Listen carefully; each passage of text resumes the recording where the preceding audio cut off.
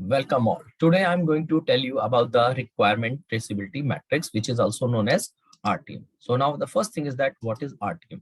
Actually, it is a document which ensures, which makes sure that every requirement for every requirement in my software, I have a test case.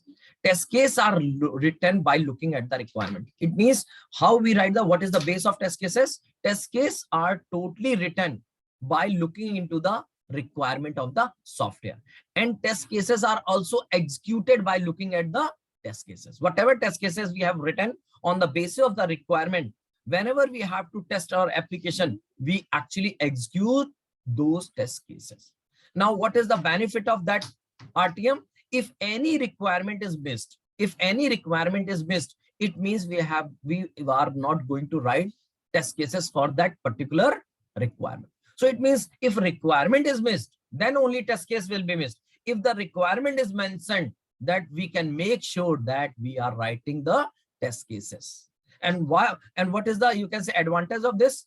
Now the thing is that if a requirement is missed or any test case is missed, there is some chances that due to that particular feature or due to that particular test case, our software can have some bugs.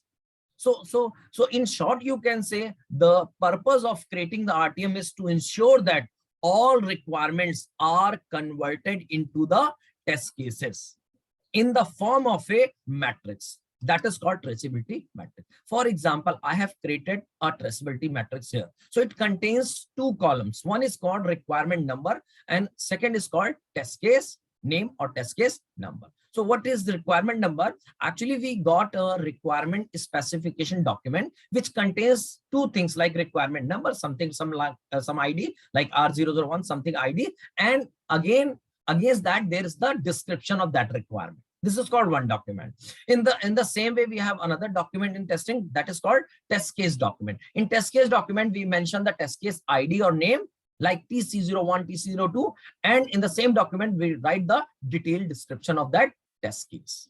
So now what happens in this traceability matrix, we actually try to map both the things, requirement for which requirement number, which test case we have to write or which is already written, that we try to map in this traceability matrix. Like for example, for the requirement number R001, we have already written a test case in the document TC01.